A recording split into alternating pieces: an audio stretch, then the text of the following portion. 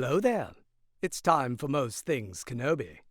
Shouldn't it be All Things Kenobi?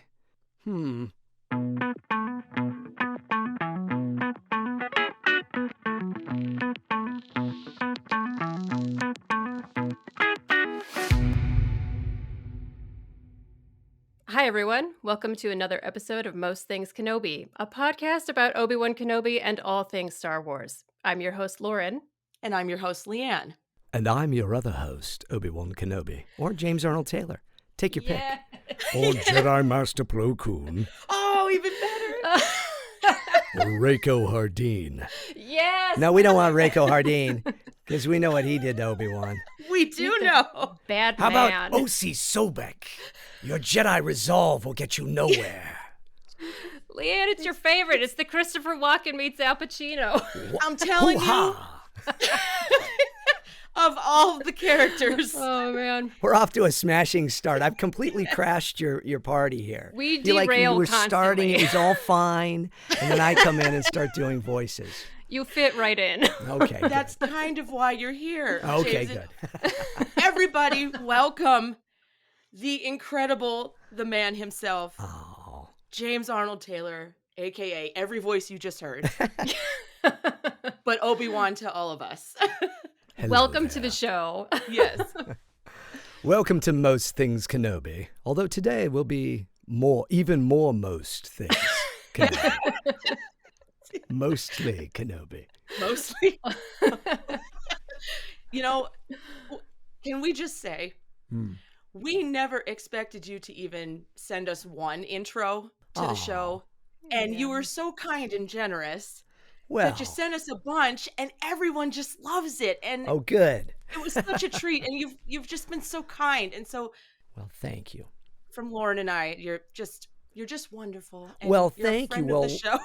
Likewise, though, I love the show. I love what you do. I love what you represent in the show, and the goodness and the kindness of Star Wars and Star Wars fans, and just the whole world of all of that we've endured over the last few years. This is a haven for all of us to sit back, relax, and realize it. Oh, that's right. There's still a lot of fun in the world. So well done, you. Oh, thank you. Thank you. Yeah. That's quite a compliment. It is. I mean, we try to stay on the positive side of Star Wars. There's a lot of toxicity out in the world, and we don't want to be part of that. So Yeah, and some goofy, fun stuff too. You do every once in a while. Absolutely. You get a I little- mean, yeah. we do. we delve into it. We have a question for you later that will entail. Ooh, goofy I'm intrigued. Yes. It'll be in the very end of this episode. Just a quick one or two rapid fire questions for you. Okay, good. I like it. We yes. think you'll love them. Anakin does that to me every once in a while as well. Oh, well, I don't know if you know this, Huh. but I represent Anakin on this show, and she represents Yes, Obi-Wan. I actually do know that. Yes. Okay, excellent. So now, and here's a little secret for you all. Although I don't know if people know this or not. So Matt Lanter and I both live in the same neighborhood. And Really? he lives down the street from me, although he lives, I should say, up the street, because he has, the big Hollywood money, the big TV and film money. So he's got the big house on the hill. So he lives above me. So you see where I'm going. He has the high Technically, ground. He has the high ground. And he First time reminds me of it all the time. Does he? That's Yes, he appropriate. does, That is yeah. absolutely appropriate because in the Clone Wars, Obi-Wan and Anakin are very much like an old married couple at times. Yes, they are. It's like a They When go Harry back- Met Sally version of it is what they should do. They play off of one another so well, and it's such a thing. I'm glad it carries on in real life. Oh, absolutely. We are like brothers, and we see That's each great. other. So, in fact, I just got back from seeing him and Ashley at a Comic-Con in Huntsville, Alabama. Oh, And wonderful! we had Nice. a wonderful time, and then we're off in another week to Indianapolis, and then Detroit, and then Arizona, and then Miami, and then Boston, and then Oh my gosh. a lot of different places. So 15 years of Clone Wars. So there you go. It's great. And amazing. we were at that panel. We were cheering. Yes, thank crying. you. We were laughing. That was was pretty great. fun, wasn't it? Yeah. That So was sorry, amazing. I've derailed all the way that you're doing. It's just you have questions and stuff. Do your Oh, thing. I'm sorry. we is just great, have them yeah. as a guide. This is the We're just preamble. flowing. Yeah. We love a good preamble. So What? I don't know. Go ahead. I was thinking of my mother in the last episode where she gave a opening statement. Yes. My mother gave an opening statement on our 100th episode. Oh my goodness, I didn't hear that one yet. I have to. Okay. She's the second one, so if you don't have time, she's a riot. She drops the phone. It's a whole thing. Well, no, I'll listen to the whole thing. Yeah. It's long, James. It's very 2.5 long. hours. It's very long. It's a commitment, that it's one. It's good. It's like when you're doing stuff around the house and everything. That's what I love Yeah. about podcasts. You know, I mean, it's like my podcast, Talking to Myself, when I first came out, it was like 90 minutes to 2 hours at times. And I go, it's too long. And people go, no, I like it. And I was like, okay. So then I do a half-hour version and people are like, oh, it's only a half hour. And you're like, okay. Yeah, we have the same. Middle. We'll do a marathon today, 4 hours. This is the 4 hour. See, I'm listening to your podcast. That's good water. Oh, well, it will be coming back. It's taken a hiatus for the last year, but I can tell you about that later. But yeah, I've just took some time off, but I'm coming back. And a lot of people at the shows have been asking, when's the podcast coming back? And you've all been very kind. Both of you have been very kind to support my podcast. So thank you. For sure. It's great. It's really entertaining. I always have it on when I'm working. And I laughed so hard in the last episode when Billy ran through the door and knocked all this stuff down. It was well, Billy gets very excited and he likes to come in and just, I wanted to get you some coffee for, Most Things Kenobi. I don't drink coffee, Billy. I know, but I thought it might be nice, to have you all in there and do that. Let me check the microphone. Hello. People that don't know my podcast now are going, what the heck is going on? Well, now they have to watch or listen to it to find out. That's exactly it. It's very intriguing. I've thought about having cameras in there, too. And then people could see the craziness of just one person doing all this. If we had cameras, it would be an absolute...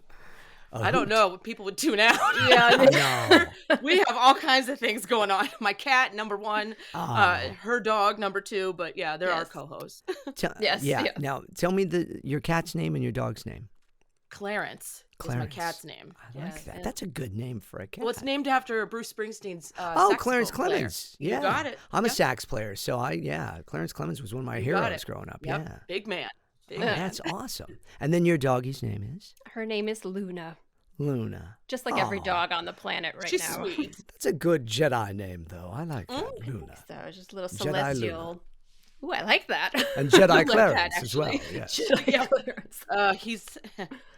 He's up there with Mace. I was going to say, he might be a little more on the dark side. He toes the line.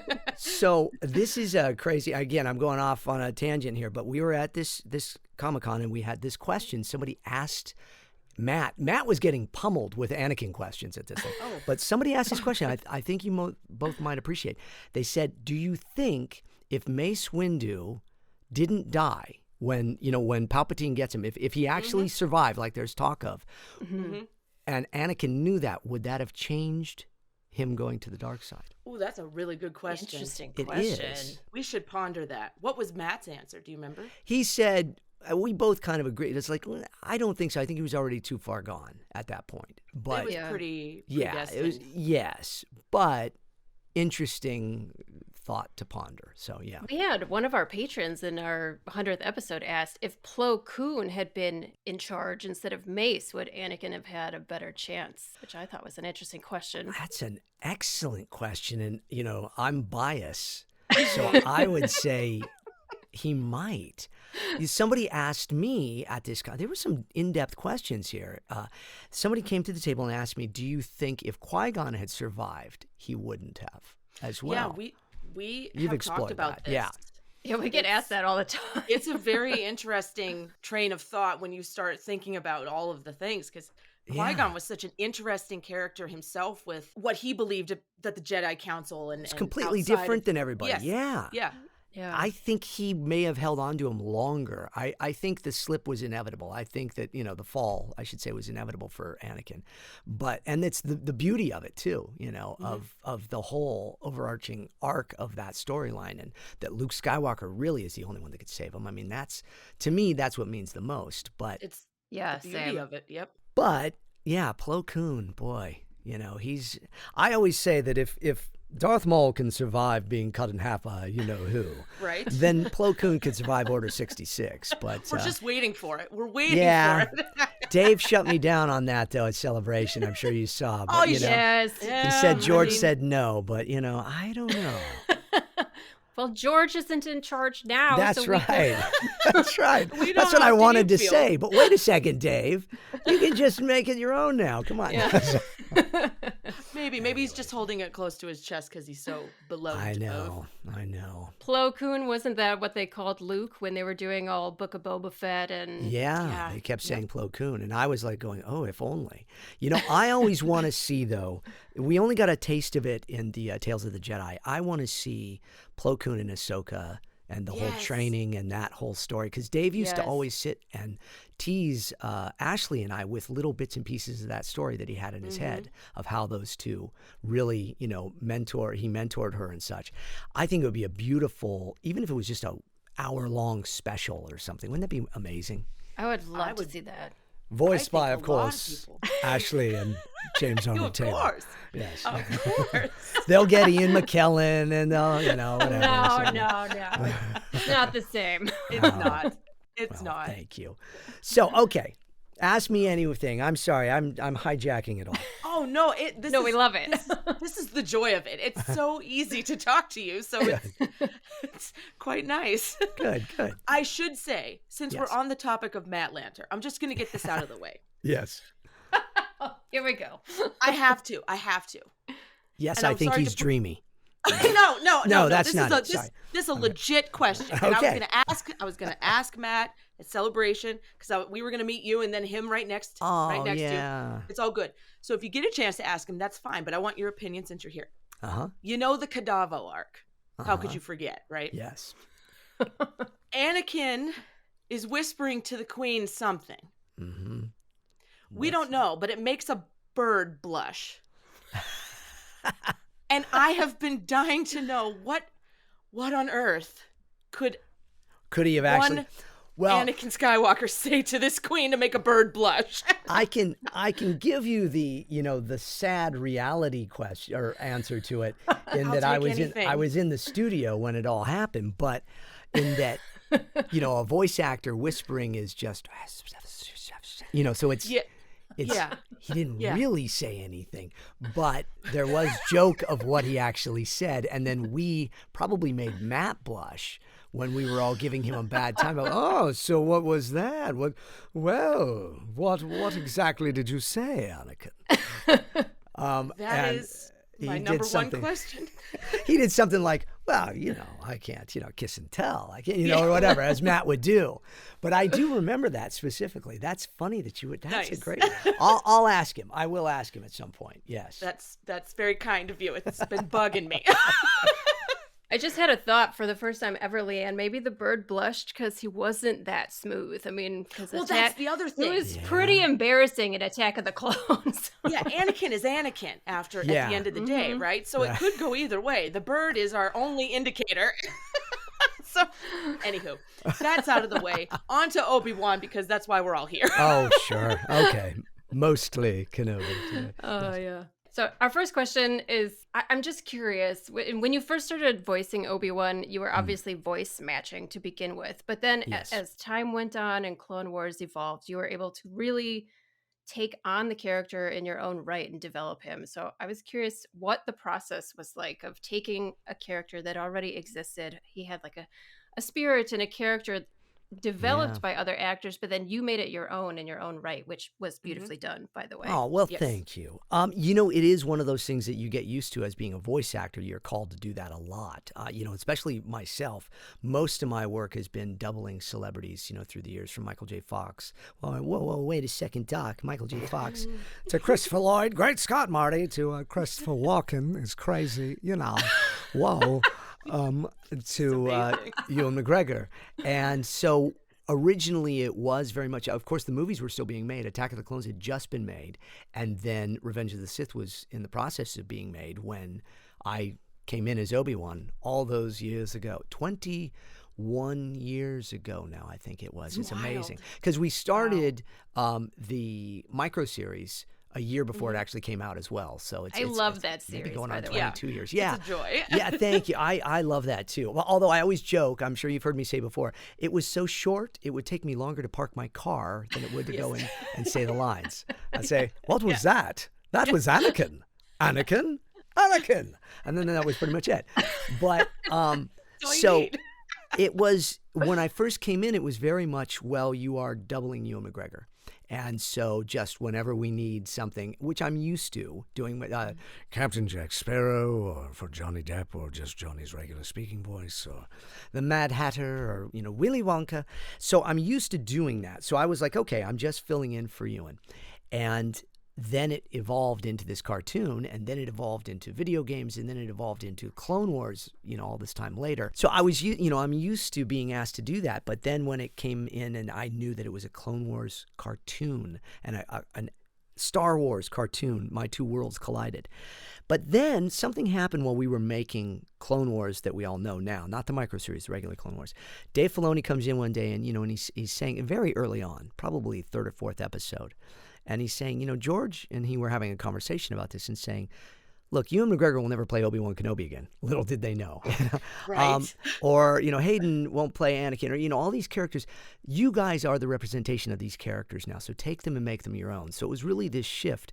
And Dave directed me a lot of times. I was so used to matching Ewan, and I would say, well, in Attack of the Clones, he said it like this, or he might say, it should be here, but it's not. It's if he was talking to Master Yoda, lost a planet, Master Obi-Wan, those things, right? And so I would try to, constantly be thinking, how would Ewan say it?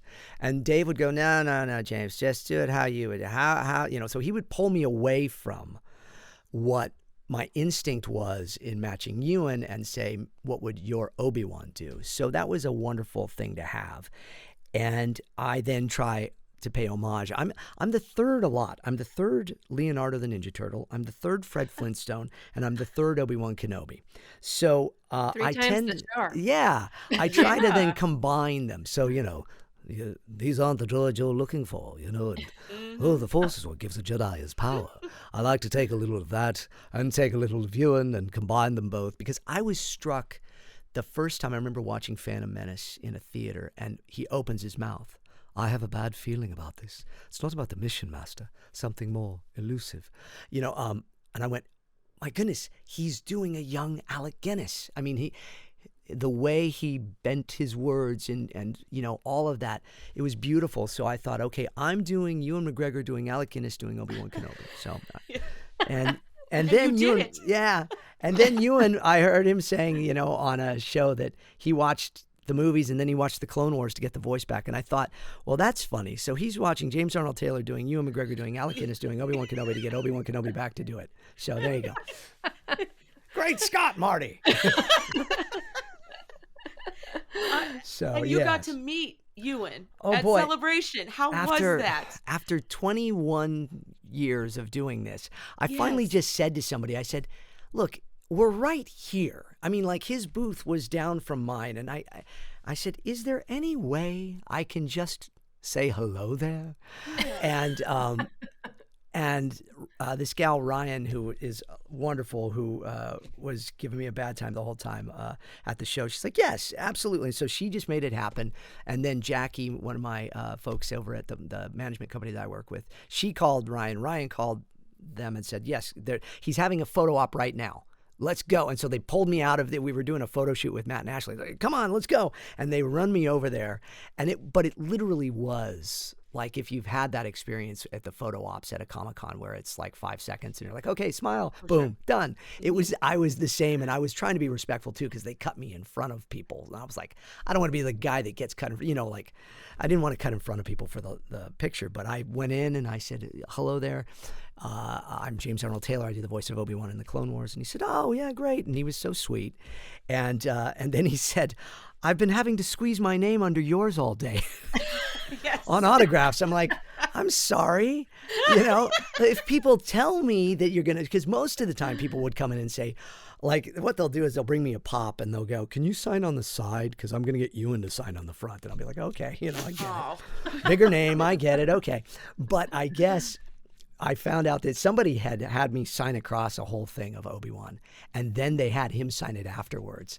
And it was kind of their way of going, James is my Obi-Wan, which was very sweet. But at the same time, it may have made, Obi-Wan 1 mad at Obi-Wan 2. So,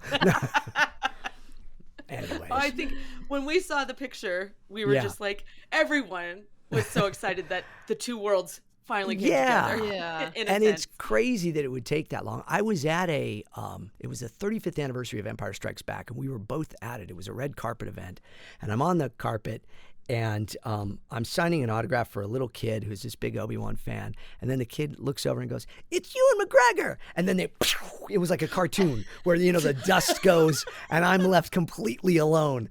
And I didn't get to meet him there, but I spent most of that night with his stunt double. And I looked at the guy and I said, between us, we make one Ewan McGregor. Yeah. You're the body, I'm the voice. Yes, together. So Here we are. But honestly, to get back to the question that I've completely abandoned there, is that all those years we never knew he would come back, and I was taking the character and trying to make it my own and trying to pay proper homage to he and Sir Alec Guinness. And I just have been honored to be a part of it. So I'm humbled and blessed to be any part of Obi-Wan Kenobi because such a special character. He really is. You've played him the longest out of anybody. I have. That part it's really hard because I'll say that and people will be like, "Oh, look at he's bragging." I was like, I'm not. I'm actually amazed and humbled by it. But I also try to kind of show that when people think that voice actors are just kind of people doing funny voices in closets, it's like, no, it does mean something. We're character actors, and hopefully we portray a character so much so that you don't think about us, you think about the character. So that's really my hope, is that people think of Obi-Wan as his own being. I think the three of us certainly do, and we're all connected to him in a special way because of the writing, the development from Lucasfilm to the actors that have portrayed him, hopefully. And he's a neat character. He's a true believer. He's the one guy that is not going down without a fight about what the Force means and who Anakin is and all of that. So Dovetailing off of that, yeah. He's the one guy who never cracked under all of the pressure, under all of the hurt and the loss. And, did you ever struggle to portray him versus how you think he would respond himself to a tragedy? That's a great question. Because there's so much depth there, and we love him because he perseveres, and you can be a good person at the end of the day, no matter how much loss, how much hurt, you don't have to fall to the darkness. You can come out. How do you translate that, I guess? Well, Dave Filoni and I would talk about this a lot in the studio, and we would kind of take it apart. He gave us the freedom to really examine the characters and then kind of come back and go, I feel like he would say it this way or that way most of the time. And so we talked a lot about like, okay, this is, I've said this before. I'm sure you've heard me say this before. I didn't watch a lot of one of my favorite Star Wars movies during the Clone Wars, which is Revenge of the Sith. I love Revenge of the Sith. I would watch it in pieces and portions at times, but for the most part, I'd try to, if I was about to go into a session, I wouldn't watch it because I need to be Attack of the Clones Obi-Wan. He doesn't know all of that. And so he holds on to the Jedi in a way that nobody else does. I mean, obviously, Clone Wars made it beautiful too with Satine with that. Yes. And I'm sure we'll touch on that. But so there's that temptation, you can kill me, but you'll never destroy me. It takes strength to resist the dark side. Only the weak embrace it. That summed it up so much. And I was so grateful for that moment because that was where he's being pushed more than ever. And so, you want to go, well, it's like when you're driving home and you're like, I should have said this, when you've had an argument with somebody. Yes. And you wonder if Obi-Wan ever, he doesn't like flying, but, he's on his way back to the Jedi Temple. Right. Oh, if only I wasn't a Jedi, I would have ripped them limb from limb. And then I would have really told them off. I would have got into my gravelly voice and said, wait a second. No, you have to contain that. And isn't that the whole point of being a Jedi? So he really is. I mean, Yoda is a true believer too, but he's just so cool. He's just so, nothing affects Yoda. When we saw the first time when we see him and Dooku fight, oh my goodness. I mean, tears welled up in my eyes when I saw that happen because you thought, this is this little grandfatherly or fatherly figure to Luke all those years, and now you see what he can do. Obi-Wan doesn't have moments like that, so he just has to consistently be there. And the closest we get to see is, you are my brother, Anakin. Those moments. Yeah. Yeah. So yeah, I think that there's a lot bubbling underneath, but I think also it's even in the way that he sent Darth Maul off Sent him flying into the Which ether. time? No, well, the final, their final moment together, which was just so beautifully done. Where again, each one of these people dies in his arms. I know. It's tragic and it's beautiful. So it's akin to any of the Kurosawa movies and stuff that George was so inspired by too. So there's so much poetry in all of it. So I love getting the opportunity to play that character in that way. But it is interesting. I've never, except for with Satine, saw that moment to where he might have lost it. But and I'll say this about that: you may have heard me say this before. I did not know until I walked in that day what was going to happen, because they would get us the scripts in the moment. They would, when we walked in, that's when they gave us the scripts, because they were so secretive. And so I didn't know. Anna Graves, who plays the Duchess Satine, knew what was happening. I did not know until the very moment, because I still thought Anakin will come in and Sure. save the day or something, right? Wreck his Something's ship, going to happen, which I think was great for me as the actor playing it, because then when I was saying those lines, it meant something. And then when he whispers Satine under his breath and stuff, those were little ad libs. Those weren't in the script. That was just me reacting and responding to that. And that makes me want to cry. Oh, As it's if terrible. it wasn't heartbreaking enough. Sorry, I guess I should have said spoiler alert for anybody, but Well, they there's should very have, few by people. now. Although I was at the show this last weekend, and this guy says, my girlfriend is just watching it. We're in season 2. And I'm like, oh, she was at the panel earlier, right? Because we referenced you take stuff. your chances. Yeah. Someone just said this to me about Rogue One the other day. They're like, I didn't know they died at the end. I'm like, did you not see the movie? New Hope, even. Just 10 years ago. You don't see them later on. Chances are. Yeah. Yeah, I was very fortunate to do voices in all 5 of the last Star Wars movies, and Rogue One was one of my favorite ones to do. I've wanted to ask you, what can you point out where you are? Because I've listened to, I can pick out Sam Witwer. I know where he is in there. So, of course, hunky Sam Witwer. You Well, can't. he has that kind of 1970s He's kind of. got that classic, kind exactly. He really does. Clone. He and David Coleman as well. I'm sorry, David Collins. Forgive me, David Collins. They both did a lot of the Stormtroopers, and I did a lot of voices in there. I believe I am commence primary ignition. Nice. Which is pretty nice. special. For some reason, they didn't use the original audio recordings, and so they had us all do that. Matthew Wood, who is, of course, the genius sound designer behind all of that, and then, of course, General Grievous and the battle droids. Yeah. And so he would have each of us do different things, and I was a lot of the guys being killed by Vader. I was. I'm here for that. Leon's favorite.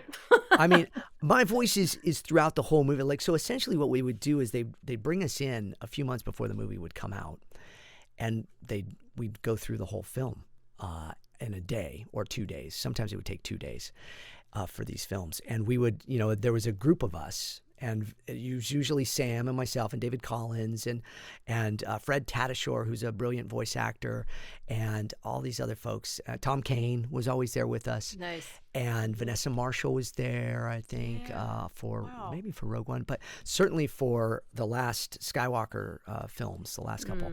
And Steve Bloom, of course, was there. Nice.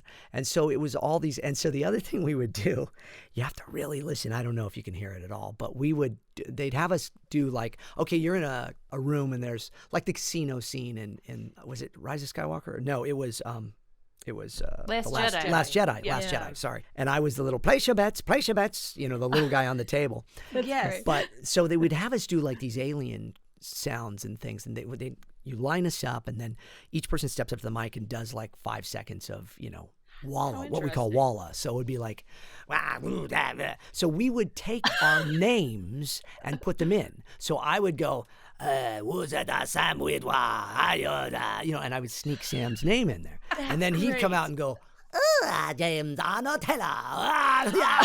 And like sneak these names into.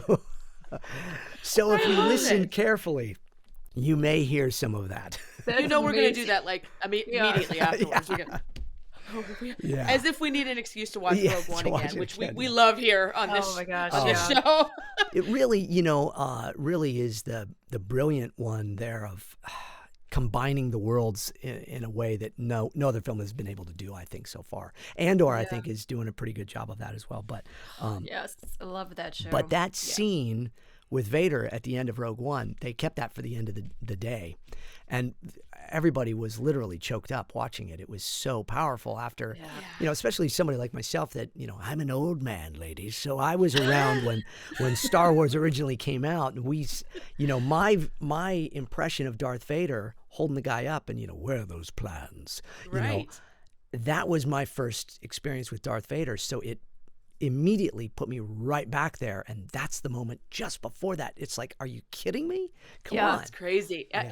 I lost it. I still lose it every time I see that scene. It's just so impactful in 1.5 minutes or whatever, some odd seconds. Yeah. It's just it's great. It's like you're sprinkled in there. That's great. Throughout the whole movie, you'll hear little bits and pieces of our voices. All over. It's hard to say specifically. Like in Solo, I'm in the opening, after the opening scene, and then he goes back to the place where all the little kids are. I'm a couple of little kids. I'm doing like a little British accent. I'm like a young kid, saying stuff. Little David Copperfield urchin there. Yeah, exactly. and then there's the big bald guy that's in the droid area where they're fighting. The droids are fighting it. Hey, all right, come on. And it was Hank. It was basically Hank from my podcast. I was doing a voice like that. Come on. All right, bring it in. All right, credits over here. And he had just finished eating his onion sandwich. That's right. Hello. But and then all sorts of different creatures and characters and good guys and bad guys throughout all 5 of those films. So it's a lot of fun. I think it's really great because it's really rewarding for people like us who are like really obsessed with voice actors because they're so talented. I mean, look at like the craze around Bad Batch, and to get to hear voices that you then are like, wait a minute, I know that. And I had that experience when I heard you for the first time on Fox. I was like, wait a minute. I know who that is. Yes, The Simpsons, Family Guy. Yeah, it's all just Obi-Wan, variations of Obi-Wan. No, but D. Bradley Baker is truly just a brilliant man and a sweetheart of a guy, and he's so wonderful, and I'm so happy for him with the Bad Batch too. When at the 15th anniversary panel. Yeah. When I think he actually said, I'm amongst some of the greatest voice actors. And I'm thinking, dude, you're up there too at this point. Put yourself in that category because he brings another level. How do you do all these clowns like that? Like how? That's again where I think when people don't think that voice acting is acting, it's like, well, you take one voice, but you show all these variations of character and different people and different emotions. But that's a true power of voice acting and what you can do with it. So he's really brilliant at it, and he's humble, and we all see ourselves as the luckiest people on the planet because Dee and myself really both always wanted to do this. I've wanted to do this since I was 4 years old. So most actors kind of stumble into voice acting, like Mark Hamill, great example. Mark loved animation, loved comic books, loved all of that, but the beauty of being arguably the most famous superhero character or hero on the planet is that then at some point you need to be able to do something outside of that, and so voiceover was a great escape for him. And even I remember him telling me specifically, we've known each other many, many years, probably 20 plus years now, but I remember when we were first working together, I played the kid version of the character. He was playing the like old man version he was doing the narration, and it was telling a story. It was for some animated movie, and he's sitting there and he says to me, you remind me of me when I was younger. And I was like, are you kidding me? I can now die. Thank you. But he was telling me stories, and he said, I'm on the phone with my family and I'm telling them that I'm the Joker, and they wouldn't believe me. So he's doing the voice for them, and they're like, no, it's not you. So it's fun when we get to play like that, you know. I want to ask you about, with voice acting in particular, how much of it do you think is kind of being born with the right physiology, and part of how much of it is like learned skill? That is such a great question, and I tend to lean towards the first rather than the latter. You know, my own story is kind of crazy. I never knew my father, and I didn't know that for most of my life. And at 42, I found out who my real father was, and then I found that my father was actually a DJ and a TV host and a guy that made a living with his voice. And I've never heard his voice. I've still been searching because he was a known DJ in Northern California, and I've been trying to find audio of his voice, but it was back in the 50s and 60s. But I know that I think I was born with some of that ability was there, and my vocal cords were there to be able to kind of morph them and change them into things, but also then just having that nerd brain to kind of go, you know, I want to do this voice, or I want to do that voice, or, you know, whatever.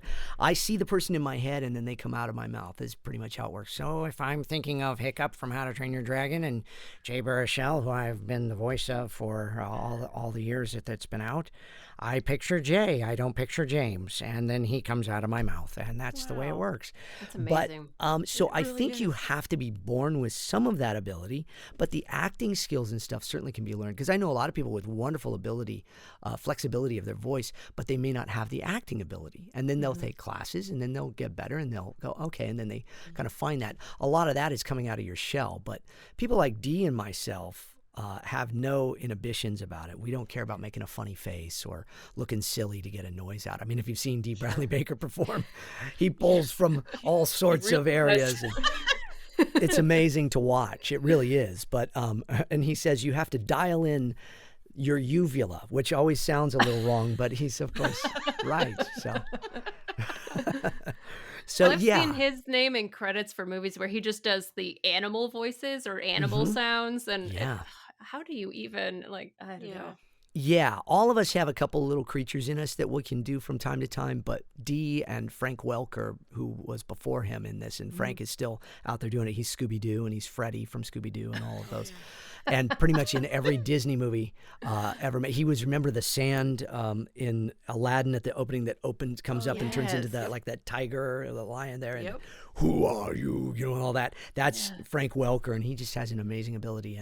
And Dee certainly has taken over for that and has gone into his own. But pretty much any creature you could be, they can imagine, you can imagine they can be, I should say. So it's amazing to watch. So yeah. Pretty neat. That's truly really interesting. It's so cool to hear it from the other side, because we speculate how hard or how difficult or how talented it must be, you know, involved in this, and then it's really cool to hear that you've wanted to do it for so long. Yeah, it's all I've ever really dreamed of doing was doing voices. When I was 4 years old, I found out that you know, Mel Blanc was a guy in a little room on a microphone, and I was like, okay, I like that. And I started doing, you know, hey, what's up, Doc? You know, and duck season, rabbit season, you know, and all that. Where's the kaboom? There was supposed to be an earth-shattering kaboom. Oh. And, you know, I'm a chicken hawk and you're my chicken, you know, and foghorn leghorn. And yes, that's taking me I say, no, son, you got it all wrong. Got to keep your eye on the ball. Yeah. So, you know, I just loved all of those. And I just gravitated towards it.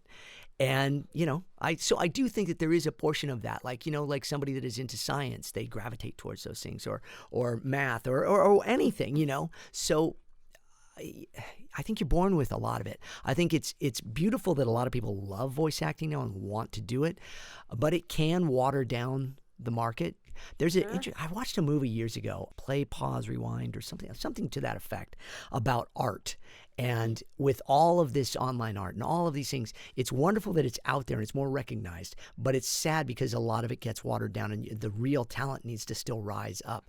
And but I still see that as the case. You see some amazingly talented people come up, and the beauty then of things like having all this social media stuff out there is that you can find some kid in his basement doing a voice, and all of a sudden, next thing you know, he can become something because of it. So that's pretty neat if they have that inherent talent. So yeah, it's true. We got to ask you. Yes, You've you've laid all this out. Mm-hmm. So, when it comes to Rako Hardeen, I was going to say, I know where this is going. Oh, right? awesome. Yes. Because we spent, was it a whole episode or a series of episodes? It's the one thing that comes back around. Huh. And because it was such a pivotal moment in what ends up happening with Anakin down the line, with the questioning of the order. Even Satine is crying at your supposed funeral.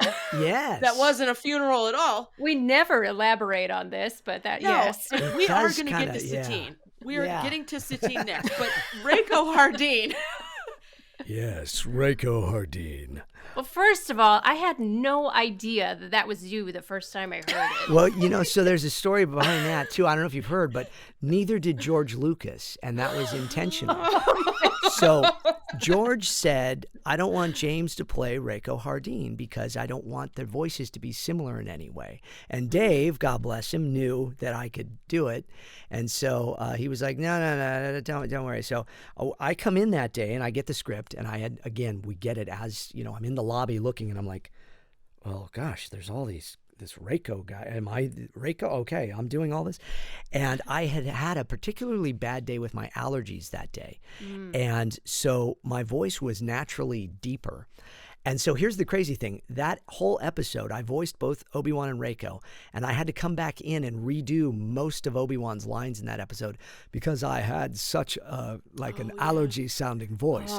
But it was perfect for doing Rako Hardeen. So it was, it gave me this depth in my voice. And so they played it for George later, and they said, so what do you think of it? He said, oh yeah, that's great. And they said, it's James. And so I fooled George Lucas, which was pretty good. I was pleased to hear That's impressive. Well, there's this moment where after he's taken the vocal emulator or whatever, where you kind of blend the two. Did you actually have to blend it, or did they do that with... No, that was me. I was like, I want to do this. I don't want you guys to be like changing it. So yeah, it was just kind of moving it down and around and into that old area and then doing that and just, changing the voice around.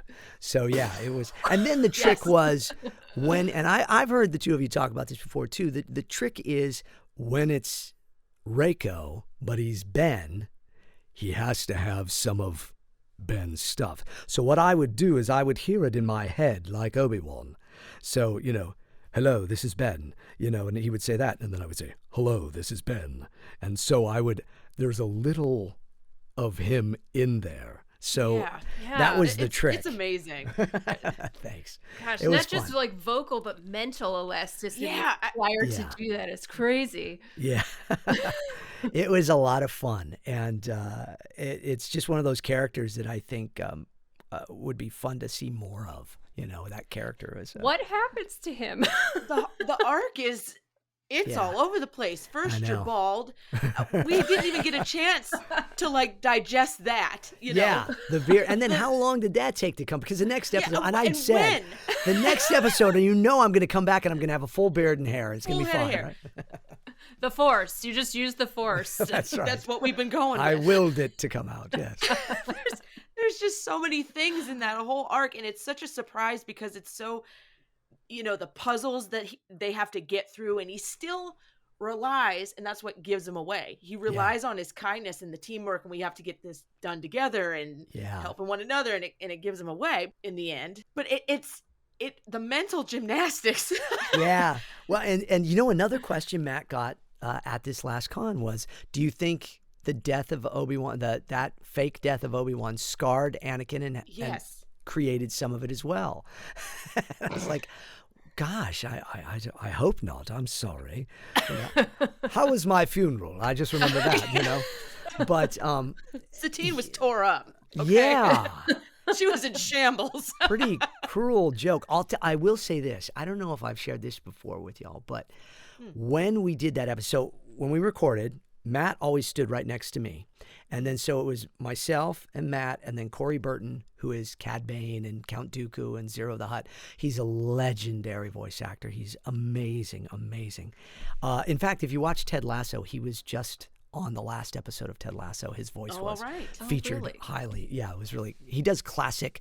He and I both do a lot of the classic old announcer voices. Kind of one of these. And anyway, so Corey is on one side of Matt. I'm on the other side of Matt, and Matt does the Obi-Wan, and we're both choked up. It was because Matt went there. Like it's one word. It's just a name, but he put so much emotion and depth into that in that moment when he's screaming that out. It was really it was something to watch. But it's also such a credit to Matt Lanter as an actor. He's a brilliant actor, and I hope and pray that he gets more opportunities to show people that in many ways outside of even Star Wars, because what an incredible actor he is. So but to be able to take all that emotion of every movie that we'd seen so far and everything and put it into him just shouting out his master's name, his brother's name. Yeah. And it conveyed so much. And I remember Corey and I both just looking and going, wow, that says it all. And and plus I was just like, I'm not dead though, right? Like, guys, just be clear. Am I going to come back next week? He's okay, right? Yeah, it was very confusing. Yes. Beard and all. It's all good. All there. Yes. They put him in some Bacta tank or something. I don't know. Well, this is actually, if I may segue. Yes. From the beard, Satine does enjoy the beard. Yes. See what I did there? I said yes. Look at that. We got it right. Well, Lauren specializes in Satine and Obi-Wan, I would like to say. More. Yes. I'm a resident expert on. Yes. So you agree with me then that there should be a musical of Satine and Obi-Wan? Yes, please. Ashley and I have been trying to get that for years. Since season 3, we've been saying a Broadway musical of Obi-Wan and Satine in their younger years. Wouldn't that be amazing? Oh my God, you'd have people sobbing in the audience. Probably. One of our patrons actually said, like, what are the chances that Satine and Obi-Wan could pop up in Tales of the Jedi? Wouldn't it be a good background? Look, here's my idea. Okay, James, just take this to Dave, please, and make it happen. Sure. We need an animated series. It doesn't have to be long, but just of Obi-Wan and Satine's backstory. I like where you're going so far, yes. You play Obi-Wan, she plays Satine, Anna plays Satine. And then, we could get Liam Neeson to come play Qui-Gon. And sure, why not? It's animated, please. I know. But now Ewan's back. He'll be like, I think I want to do this. No, he doesn't understand. We'll get Kate Winslet or Kate Blanchett, and they'll. Oh, I would love to see that. I don't know if they realize, the folks at Disney realize, and Lucasfilm, how powerful that would actually be. We joke and stuff, but with all seriousness, to tell that story, I think would really be special and mean a lot to a lot of people. I really do think that. Whether I was involved or not, I think it would be really special. I was really hopeful that they were going to actually explore some of that in the Kenobi series, and I was kind of sad that they didn't, that there's really no mention of Satine. So not at all, yeah. There's no mention of Ahsoka either, even when at the end, in the last stand with Vader / Anakin there, and which they're even mirroring the duel with Ahsoka and that. Both sides of the mask and everything. Yes, yeah. So it would have been perfect just to slide, what would Ahsoka think of you now, or just something. Yeah. But it's all good. But we have these headcanons.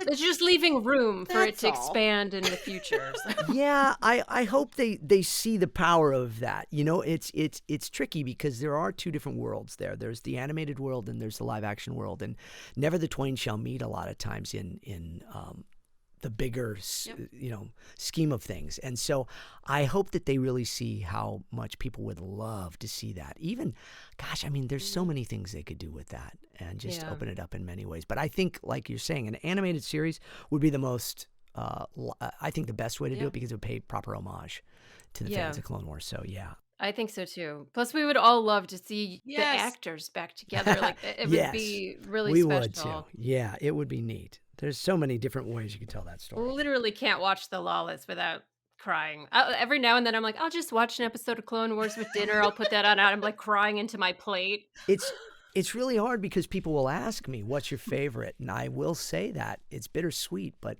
because I'm so proud of the acting, but I'm also so thrilled with the acting from my castmates and stuff too. Sam was brilliant, and Anna and Clancy. And, It's an all-star in the worst of ways. Like it really in the is. most horrible of circumstances. Yeah, it really is. Yeah. And Ian Abercrombie as well. Oh, yeah. So yeah, it was that just, his last episode? It was, yeah. Yeah. And he was in studio with us, and so yeah, Ian was a brilliant, just wonderful man. I don't know if either of you are Seinfeld fans, but he was Mr. Pitt. Yes, absolutely. Mr. Pitt on Seinfeld. We love Mr. Pitt. He was just a joy. He was a joy. It was true. I think they were saying at the Celebration one too of how he could flip on a dime. I think Dee was saying that, change and go from good to bad. But he was such a joy to be around. And so that was a special episode in many ways, yeah. And also seeing the Emperor turn the way he did in that too. So yeah, powerful stuff. We got to really accomplish so much in just a little old cartoon, a 22-minute cartoon each week. So yeah. We prefer animation. Yes. Whenever someone slips and says, "Oh, it's a cartoon," I say, "No, it's an animation." So I have, I wrote a script for a movie that I've been talking about for a couple years, about a year and a half now, called The Comic Shop. And I just finished making a movie that I had written before that, with the hopes that if I get this movie out there and it gets enough attention, I can make enough money to then make The Comic Shop. And there's been some changes to The Comic Shop. In fact, what I'm hoping to do, I've not said this anywhere yet, so I'm giving you an exclusive, is that I've rewritten the main character in it, and I wrote it for Ashley. And so what we're hoping to do is have a Clone Wars reunion as all of the main actors in this movie. The Comic Shop are Clone Wars actors. That would be amazing. That's my hope. That's my dream. That's what I'm trying to do right now. And so I don't know, do I start like a fundraising thing or something? But anyway, so we're going to try to do that. But in this movie, I've written this joke many times, and it's a running joke, is that somebody will say cartoon and then they'll say animated. It's an animated series, please. So we're on the same page. So we are That's absolutely great. on the same page. So yes, there you go. That's fantastic. Well, I wanted to ask you too, how did your perception of Obi-Wan change once they introduced Satine? Because up to that point, he was I was called him a touching mother, where he was always just disapproving. And now, Anakin. Yeah, he started to evolve a little more, starting at Point Rain, and then they introduced Satine shortly after that. So it was really neat to be able to explore that. That's a technical term, really neat. But no, it was neato. No, it was fantastic because I was like, wait a second. We can't, attachments and what? And that's when we really started to see that George was going to do stuff very differently with this series. He was going to get to show people parts of Star Wars that we never got to see before. Yeah. Just like the Mortis arc introduced us more into new ways of the Force. This was, even before that, introducing us into a part of Obi-Wan Kenobi's life that we never could have imagined. And I just thought it was fantastic. It was so much fun, and Anna was so great. And so it was a great experience, and I remember just the floodgates opening in my brain then and going, oh, well, look at all this you can do with this. And they're like, okay, calm down, James. But, it's just like, because I was saying then, we're going to do flashbacks. Are we going to see that? We got to see that, And so it was a wonderful way. And those are some of my favorite episodes, again, just because of Anna's performance, but also just the cinematic nature of those episodes. All of them are always like that, but those particularly took us in. And, look, if we don't have those episodes, do we have The Mandalorian right now? I don't know if we do. right. I mean, we've been saying it, so. Well, everyone was spazzing out with Mandalorian when they showed that city courtyard, and I was like, anyone who's watched Clone Wars knows that's where Obi-Wan met Satine. Yeah, this is old hat here. Yeah. So I think it's really important. I think it's also really important to all of even the prequels and such of Anakin and Padme's story. I think it's just so great. It was wonderful that Matt and I get to have that scene where, he says, I understand, to a degree what you're going through and all that, and I'm just glad that we got to do it. I'm glad that it's such a big part of it and that it's all canon. So yeah. And it's kind of nice on the flip side that there is a little mystery with it. And I think that's what draws people to it, is that we can come up with all kinds of theories about how it happened, how it came to be what we're introduced to in the Clone Wars. And there's just a little bit of that mystery, and maybe we don't want to mess with it, but we want to. But we're doing it in our heads anyway. We would love to see it. But it lends to something that Obi-Wan and Anakin can share. Yeah. I think. And we talked, Lauren, about the deleted scene in Revenge of the Sith where Obi-Wan says, it's the one thing that made Anakin happy was Padme, and he knew that, and he knew all along, and maybe he knew what that felt like because of Satine. I don't know. It's this whole thing that's beautiful. Yeah. But we love that they made that canon now too, that Obi-Wan knew, and finally in season 7 you got Yes. I hope you said hello there. Yeah. And Rex just wants left out of it. Oh, yeah. I want no part of this. Yeah. It's really fun. But yeah, it really is important, I think, to it too. And I love just the whole romance of both Anakin and Padme too, and that storyline. And I love how fans connect with all of that. I think it's really important. It's important to the fairy tale aspect of all of it too, which I'm a big fan of. So Oh yeah. We're here to escape. Yeah. Even if there is a little realness in all of this galactic made up stuff. Or like constant heartbreak, but we're here for it. Yeah. It's fun to have a prince and a princess, pining for each other every once in a while. Yes, but So, and I know Anna would love to see more of it too. Anna's she's wonderful. A huge fan. She's been so kind to us as well through social media. She's wonderful, and she's talented.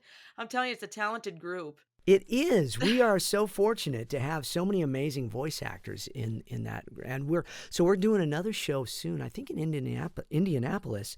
T.C. Carson, who is Mace Windu, is going to be joining us there. Right. And Phil Lamar, who was Bail Organa and Kit Fisto. Yes. And many other characters throughout the season. So that was the thing, is they would always bring in characters and actors like Jim Cummings and Phil to come in and just fill in all Jim those Cummings. places. Yeah, we really do. Yeah. He's just Jim wonderful. He's absolutely one of my heroes in voice. He and Billy West both, kind of were the ones that took the mantle of people like Don Messick and Mel Blanc and Dawes Butler before them, and took that and turned it into stuff that I grew up watching, and then are still now out there doing it. And they just have amazing voices and ranges, and they're wonderful people. So yeah, Jim is a great example. I've said this before, of how you can take a character that is maybe going to be on a show one time and make everybody love him so much that they keep bringing him back. And that's what it was with Hondo. Absolutely. He took the script and he just kind of went, okay, now I'm going to do this, and now I'm going to change it. And he just started ad-libbing. And Dave was just like, this is fantastic. Yeah. So, yeah. My favorite Hondo moment, I'm flying! Yeah. It's just... The key, like Kenobi, he just like... Yeah. Last name basis only, like old right. like old friends, just because you end up locked in his... Yeah. So... And I remember the funniest thing when Daniel Logan, of course, young Boba, was in the studio, and he got to play him in Clone Wars as well. And he's there right next to Jim Cummings the first day, and Jim's doing all these voices and stuff. And Daniel doesn't know who he is, which is, how would he know? And he goes, "You're amazing. You should do video games and cartoons and stuff." And we're all going, "Daniel, that's a legend right there." But you tell him. But and Jim is just, again, so humble and kind. He's like, "Oh, thanks," So. But we had a lot of fun. So is Dave Filoni as genuine as we think he is? Not at all. No. I know that. Dave is such a fan of epic storytelling, not just in I think most of the time when we were in the studio, he would be recalling The Hobbit or Lord of the Rings. Again, like when he said one word to me with Plo Koon. He said Gandalf, and so I just knew to do Jedi Master Plo Koon as Ian McKellen, and that was what I did. So that, by the way, is Plo Koon untreated. So without any, pitch down or the mask effect put on it. This is how I would do it. Kotor Ya, little Soka. But so Dave is just a lover of story and storytelling, and he would come in and he would just tell us. He would come in and go, "Let's talk Star Wars." And so I do my Dave Filoni impression. You do because it really Dave, well. Dave would always do George, so I figure, look. Imitation is the highest form of flattery, and you would always give George back time. He'd come in and he'd go, "Okay, so and he'd do his George Lucas." So I'm now doing my Dave Filoni kind of, in jest as well. But we would spend about a half hour before we would record, and he would tell us all the stories of what was going to happen that episode, and he'd show us art, and he would expand upon it, and he would just love telling us all of that. And so I'm very, very excited by what was announced at Celebration, that he's getting to make a movie. Something that we've all known for a very long time is that he should be directing Star Wars films and any and all things Star Wars. So we're lucky to have him in that world, and I think that it's wonderful to see him get that attention. So, I've been rooting. He's a hometown hero. We're from the same area. Grew up in the same area, and we both have the same Pittsburgh Penguins shirt. He's wearing I was going to ask, actually, yes, if you were a fan He's wearing as much, it in a media photo for The Mandalorian, and I said, that was not an easy shirt to get. It was like it was a limited release, and I guarantee you, if only myself and Dave Filoni would know this, because the shirt was for the Stanley Cup. So, he's just I'm rooting for him on a much larger and a more personal scale. So I just am so envious that you know him. Yeah, he's and he's an amazing artist. So I did a podcast with him years ago. So my friend Tom Wilson, who most people would know as Biff from Back to the Future, had a podcast, and I sat in for him. This was before I ever dreamed of doing a podcast. And I interviewed 3 people. I interviewed just some friends of mine, and Dave was one of the people that I asked to be on the show. And I said, Dave, and we recorded it at Rancho Obi-Wan, which Steve Sansweet's amazing place. And I said, I want to do something that nobody probably will end up doing from this point out in your career. I don't want to talk about Star Wars. I want to talk about you and your art and such. And I ended up putting it out on my podcast. I don't know if I broke it up into a couple different pieces, but you really get to break down who he is as an artist and his family. And, he's a lover of art and arts, and he's an amazing artist himself. I have here in my studio, this is, people can't see it, but I'm holding this little maquette, as they call them. It's of a clone trooper's helmet, and it has Mickey ears on it, and it's painted in red and black and white like Mickey. Yeah. And there's only 2 of these in existence. I have one, and Ashley has one. And Dave made these for us when we were hosting Star Wars weekends.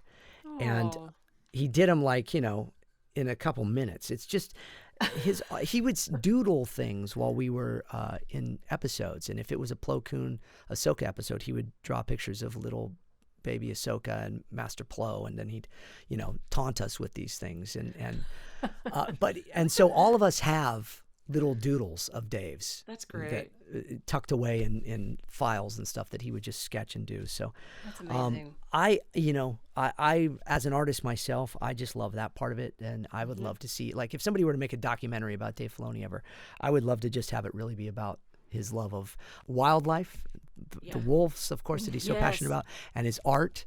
And then, of course, you could talk about Star Wars, but I mean, we know that part. So it's know him as a person, and that's the special part of it. So yeah, I'm blessed to know him.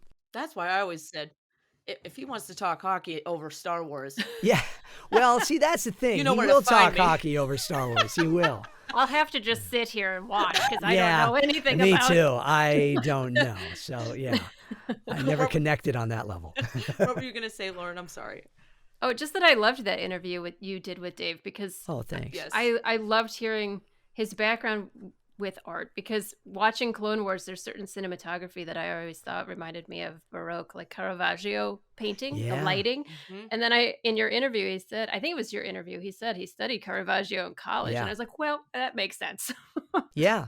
He was always about that, and that was the parts that he learned from the master, from George Lucas, about taking those things that inspire us and put them in. Yeah. And so Star Wars inspired him. So, if you think about it that way, who better to take on the mantle of Star Wars than somebody that was inspired by Star Wars, because then it's truly recreating Star Wars, if that makes sense. You know what Yeah, I mean? it does. I mean, So, it's yeah. evident in Yeah. what he does. You mentioned the storytelling. I think that's what drew us to it overall. It's just that he's great at it, and Yeah. Yeah. He wants to tell those stories. his yeah. doodlings are fantastic. Yeah. Yeah. I mean, so it's pretty fun. Yeah, we've been very honored to get to work with him and stuff. So it was nice to see him again too at Celebration here. He got choked up at Celebration. He often will just put his hat over his face and not agree to have feelings in public. Yeah. Yeah, that's what the Clone Wars people will do for me. No. That's us. Yeah, no. you guys are a it's pretty tight knit neat. group. We're a special family. I mean, I've been very honored to be a part of a lot of different shows in my career over 36 years of doing this stuff, and a lot of amazing franchises from Transformers to Back to the Future and all in between. And yet, this Star Wars family is the one that is the tightest knit group. I mean, Ashley was saying, like, if we stop doing these conventions, what are we going to do? We got to see each other. But, you know, because we literally, like, outside of my wife and my daughter, on my texts on my phone, it's Matt, Ashley, and Kat. That's fantastic. Yeah. So, it's pretty fun. All right. Lightning round, rapid fire. We do this with everyone we have on the show. We have two specific ones Okay. for you. Lay it on me.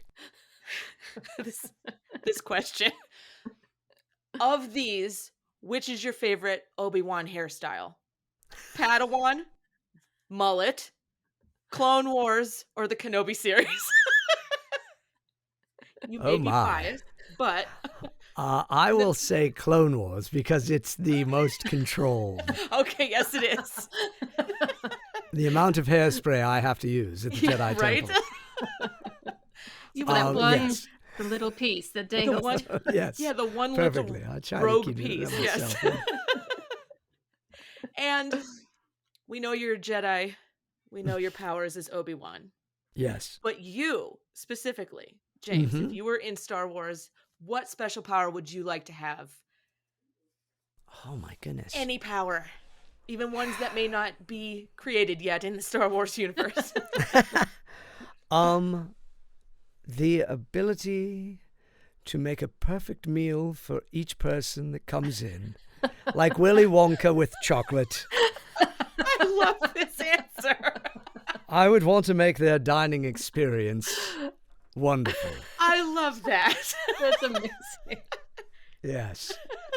Is that goofy and silly, but very That's true. it. You got it.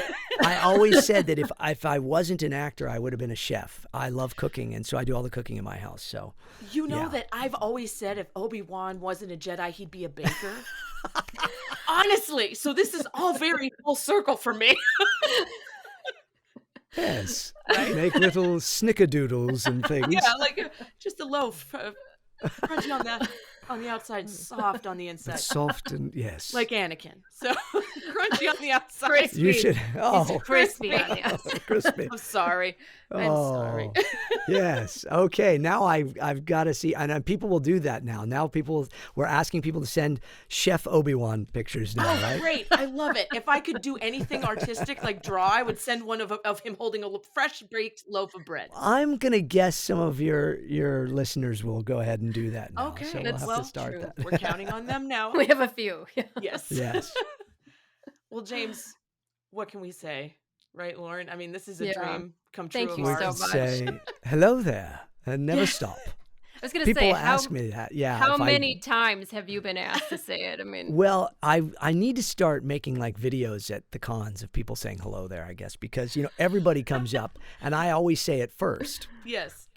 And then they go, he said it, he said the thing, and I think, well, of course I did. Why wouldn't I? That's just it what makes we people say. smile. It's what it is. So Yeah. does anyone ever respond to you with the General Grievous? Oh, all the time. General Kenobi. Yeah. I say you're a bold one, and then I say your move. Yes. But you know that Grievous was the one that actually said hello there first because of the Yes. Clone Wars. That's Yes. true. Makes me a little sad, but it's all right. We love Grievous in that odd, twisted sort of way.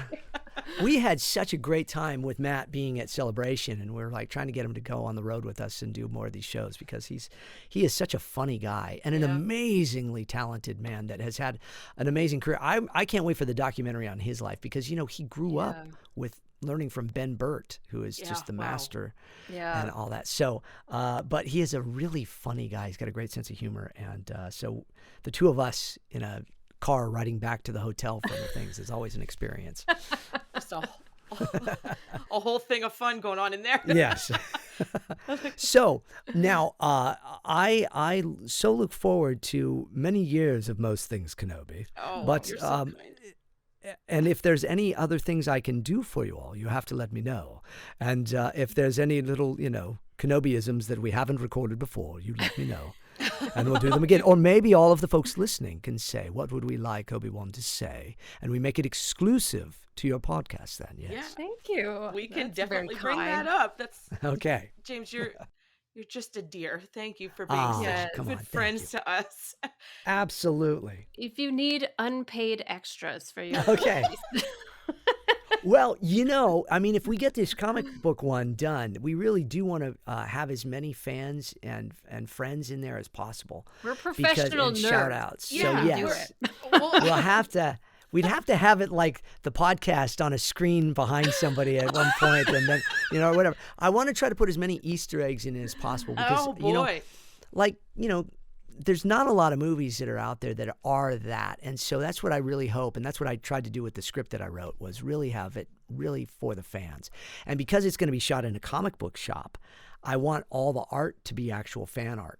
That's in the great. I backgrounds love and stuff that too. idea. This sounds so fun.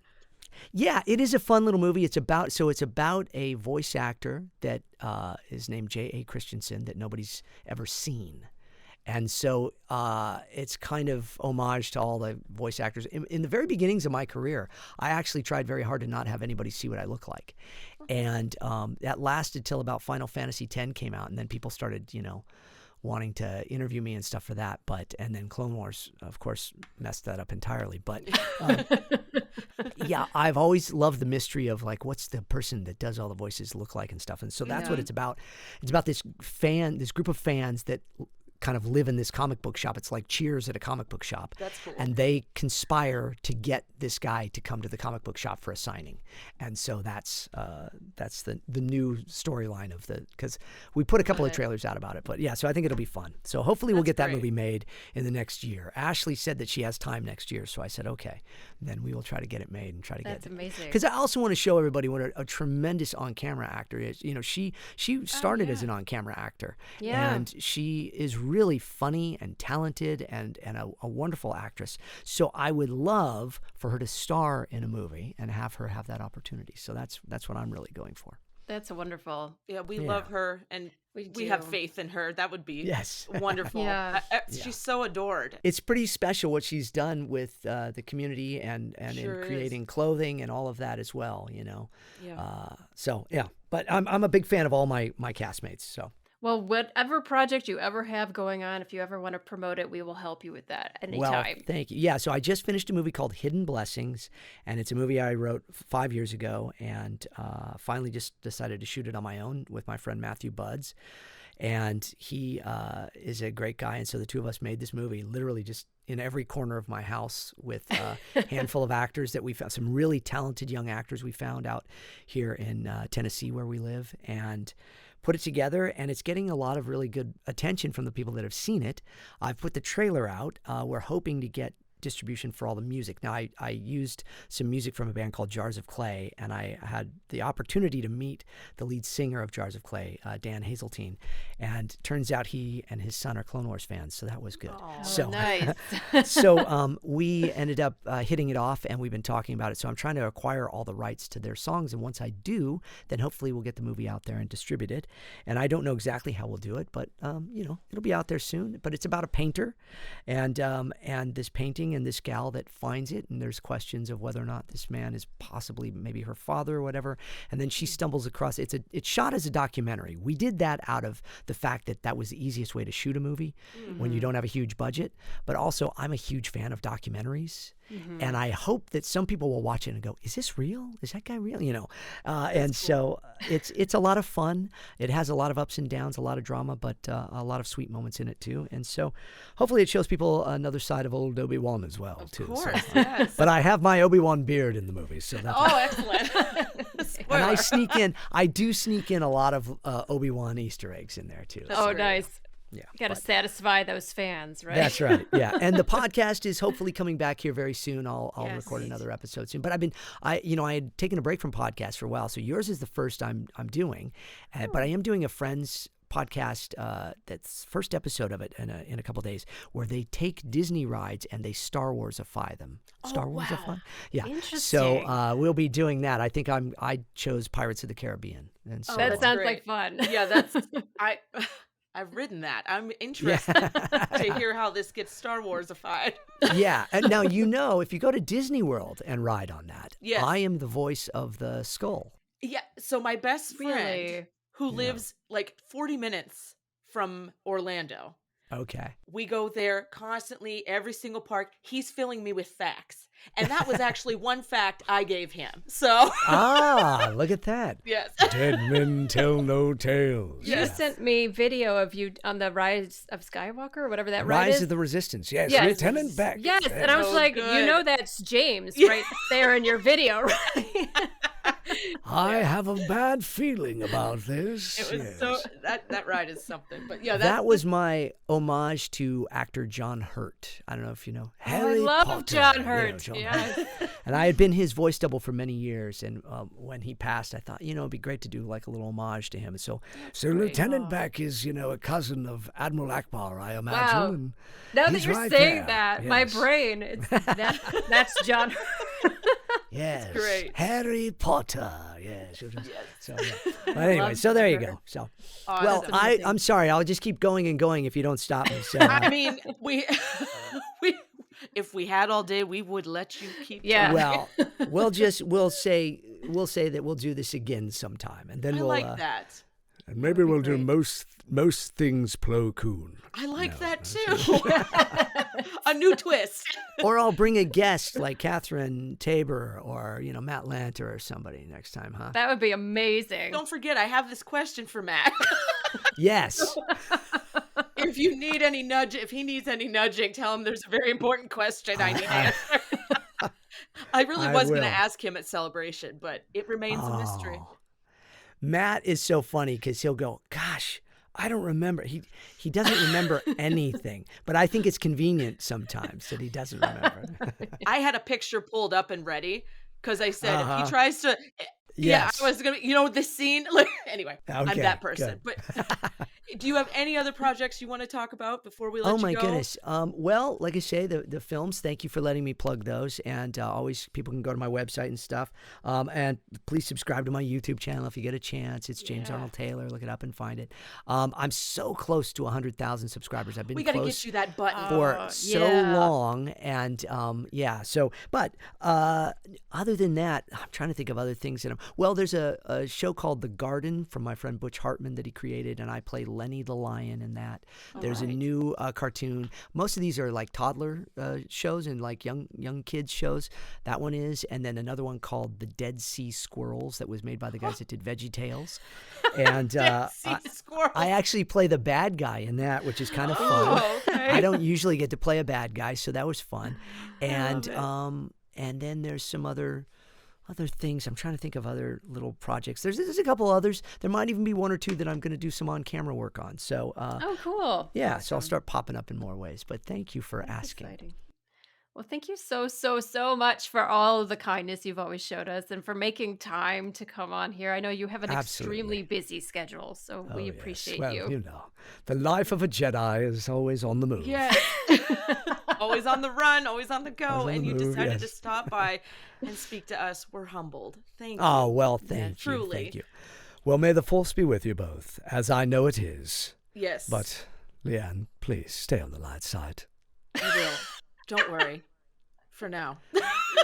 Lauren, I have a bad feeling about this one. What do you think? Yes, I think we might be in a bit of trouble. All right. Especially if Anakin's around. She's a goner. I'm gone. Well, Stay on the high ground. I'm good. I just find him psychologically interesting. He's the onion that just keeps getting more and more layers. It's just Boy, I yeah. enjoy. No, I will come back because we need to talk about that sometime, which I've never really done because I always think it would be fascinating to really see all the places they could go with just Anakin Skywalker alone. I'm game if you're game. Yeah. We game? Okay. Come back whenever you have time. Yeah. Awesome. From a certain point of view, right? It'll be Yes. from Obi-Wan's point of view. We'll unwrap that onion. All right. Thank you. Thank you so much, and may the force be with you. And everyone will subscribe. And patrons, we need as many patrons as we can get. So you will become a patron on Most Things Kenobi. Jedi mind trick required here. Yes. No. You will subscribe. All right. Thank you so much. And if they do, gosh, you know what? thank If you. they do, we'll have to. So let's do an arrangement here. If we can get some new patrons, I will do a special message for them or a signed thing or something exclusively for Most Things Kenobi.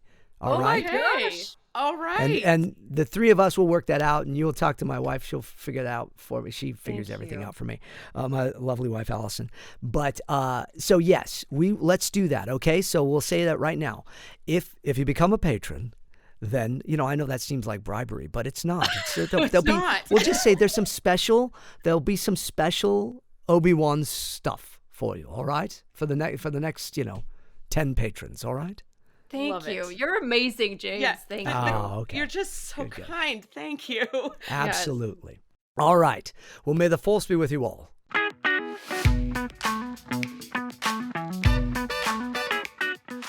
Well, friends, that's it for our James Arnold Taylor interview. At least until next time. Fingers crossed. We hope you enjoyed today's episode. I think it's pretty clear that Leanne and I were having a blast. We'd like to thank James once again, not just for making time to come on the show, but for all of the kindnesses he's shown us over the years. Though he is immensely talented, with an amazing body of work to prove it, he's humble and sincere in a way I and many of our listeners find inspiring. So James, on behalf of all your fans, I thank you. For those interested, a video version of this interview is available for our Jedi Masters tier on Patreon. We also have a few more tidbits James filmed with us just for our patrons that will be available for all tiers coming very soon, so keep an eye out for that. And if you follow Most Things Kenobi on Instagram, you saw the big news that I actually got to meet James in person recently. It was amazing. And as he stated in this week's episode, he signed 10 autographs for our patrons. I have them here in my hands now.